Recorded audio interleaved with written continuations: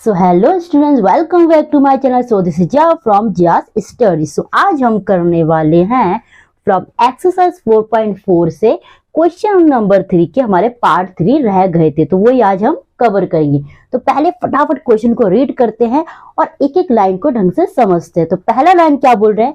The people of Sundargram planted trees in the village garden. पहला line बहुत ही easy बोला है कि जो पीपल ऑफ सुंदरग्राम है, सुंदरग्राम इज अ प्लेस। ओके, एक गांव है, गांव उस जगह का नाम है क्या? सुंदरग्राम। तो वहां के लोगों ने क्या करा? People of Sundargram planted trees, उन्होंने वही ट्रीज को ग्रो करा। प्लांट जो स्टार्टिंग स्टेज होता है, जब हम क्या करते हैं सॉइल में प्लांट करते हैं ना, तो वही वर्ड यहाँ से प्लांट करा। ठीक है, इन द विलेज गार्डन, भाई विलेज में गार्डन है। ओके, वहां पे। नाउ नेक्स्ट लाइन क्या बोल रहे हैं? Some of trees were fruits trees. भैया वहां पे जितने भी ट्रीज प्लांट करे ना, उसके लिए एक कंडीशन दे दिया है, एक लाइन बोल दिया है दैट कि उन्हीं में से भैया एक ट्री है। ठीक है, ट्रीज वही विलेज में प्लांट करे, तो उनमें से सम, कुछ कैसे है जी? कुछ फ्रूट वाले ट्रीज है। कैसे है? फ्रूट्स वाले ट्रीज है। मतलब रिमेनिंग जो है, बाकी जो है, अभी आगे पढ़ते हैं, पहले फिर आगे कवर करते हैं इस बात को। The number of non fruits were two more than three times the number of fruit trees. And what was the number of fruits if the number of non fruits is 77। पहली बात, इस question में दो बातें बता रखा है that भैया एक विलेज है, वहां पे प्लांट्स की है कुछ ट्रीज, और उसी में से कुछ ट्री के बारे में मेंशन करा है दैट वो कैसे टाइप के? फ्रूट टाइप के। और कुछ ट्रीज यानी कि कैसे होंगे? Non fruit. अब नॉन फ्रूट में क्या कवर हो सकता है भैया? वेजिटेबल हो सकता है, हर्ब्स होता है, और भी अलग अलग तरह के प्लांट्स करे होंगे trees, but that should not be क्या? फ्रूट। ठीक है, कि फ्रूट के तो हमें बताया देगा फ्रूट्स है, बाकी नॉन फ्रूट है ना, नॉन फ्रूट्स। क्लियर? अब लाइन पढ़ते हैं। हमें बोला है the number of non fruits were two more than the three times of number of fruit trees. जितने भी फ्रूट ट्रीज है ना, जितने भी उस विलेज के गार्डन में फ्रूट ट्रीज है ना, उसके कंपेयर में क्या बोला है कि the number of non fruits were two more, दो ज्यादा है, then the three times the number of fruit trees. Fruit trees कितना भी हो, उससे क्या कंपेयर कर, उससे ना नॉन फ्रूट कैसा होगा? दो ज्यादा होगा, टू मोर होगा than the three times the number of fruit trees. ठीक है, उसका क्या बोल रहे हैं?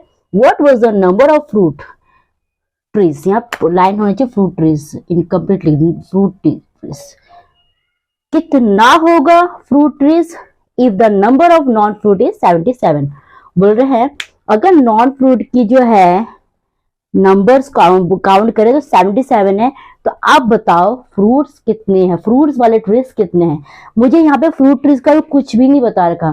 ठीक है, बस सम लाइन यूज कर, some fruit, got it, some fruits बता रखा। उसके बाद उन्होंने नॉन फ्रूट का बता दी कि 77 है। ठीक है, इतने से चीजें समझ ही नहीं आएगी उसमें, क्योंकि उसमें एक चीज कनेक्ट कर दिया उन्होंने। क्या करा? फ्रूट के बारे में क्या कनेक्ट कर दिया कि जो फ्रूट जितना भी होगा ना फ्रूट ट्रीज वाले, उसके कंपेयर में नॉन फ्रूट के बारे में बहुत अच्छा लाइन लिखा है। अब हमें पहले पता लगाना है कि फ्रूट ट्रीज कितना है। तो भाई जब हमें कुछ पता नहीं होता, पहले मैं इक्वेशन में आया तो फिर इस वाले पार्ट को इरेज कर दूंगी ड्यू टू छोटा सा बोर्ड। ठीक है, तो भाई मुझे नहीं पता, मैं क्या करूंगी? लेट, या सॉल्यूशन लिख देना। ठीक है, लेट द फ्रूट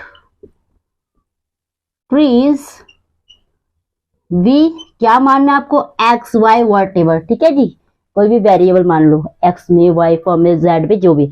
ठीक है, ये मुझे फ्रूट ट्रीज का कुछ नहीं पता, तो मैंने उसको लेट कर दिया एक्स करके। अब मैं अगर नॉन फ्रूट की बात करूं, नॉन फ्रूट कितना है, यहां चीजें समझना है। नॉन फ्रूट्स कितना है? नॉन फ्रूट ट्रीज, लाइन पढ़ो। The number of non fruit were two more than the three times of fruit trees.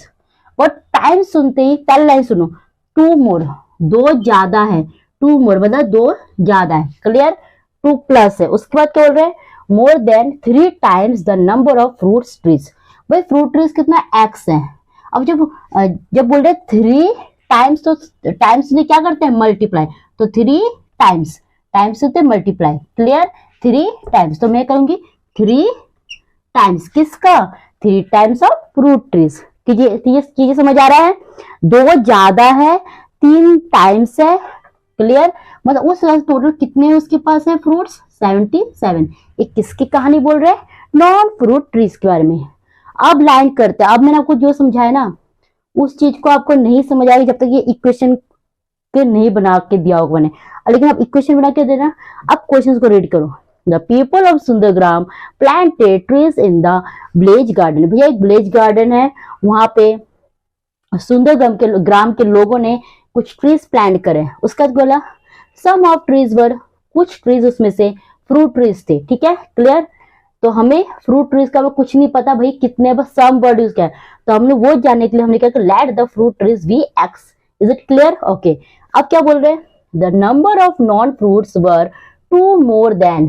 भैया मोर सुनते क्या होता है, प्लस होता है, लेस सुनते क्या होता है, माइनस होता है, टाइम सुनते क्या होता है, मल्टीप्लाई। तो सारी चीजें हमने अच्छा लेवल कर रखा है। तो 2 मोर क्या बोल रहे हैं भाई, नॉन फ्रूट के लिए कितना पता है, जो नॉन फ्रूट है ना वो 2 ज्यादा है, ठीक है जी। Then 3 times the number of fruit trees.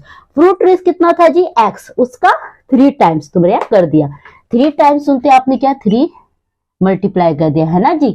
जी समझ आ रहा है, किससे मल्टीप्लाई करा जी आपने, नंबर ऑफ फ्रूट से, clear, number of fruit trees से। तो मैंने वही यहाँ पर करा, 2 ज्यादा भी हो गया, 3 टाइम्स भी हो गया, किसका, फ्रूट्स का। और जब इन दोनों को पता करा तो टोटल कितने हैं उसके नॉन फ्रूट जी, 77। भैया ये तो हमारा एक अच्छा खासा इक्वेशन बन गया।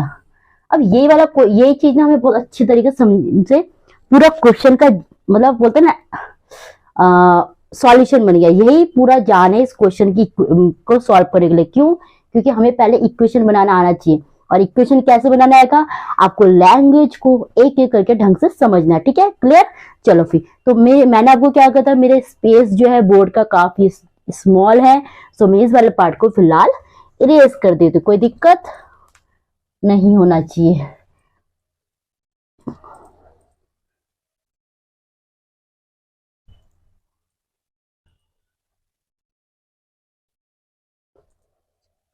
अब मैं थोड़ा सा मेहनत कर लेती हूँ, मैं करूंगा तभी आप भी करेंगे, तो मैं ना इस चीज को ना यहाँ लिख लेती हूँ,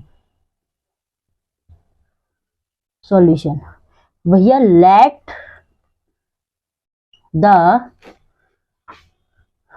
नंबर ऑफ, आप नंबर फुल भी ले सकते हो या फिर शॉर्टकट, कोई दिक्कत नहीं है।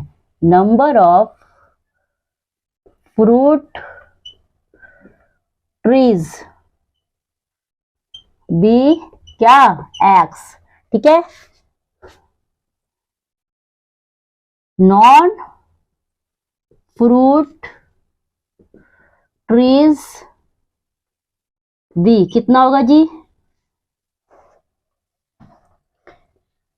2x प्लस, सॉरी 2x से 2 होगा इधर, ये कॉपी करने में, 2 प्लस 3x इक्वल टू 77, ठीक है।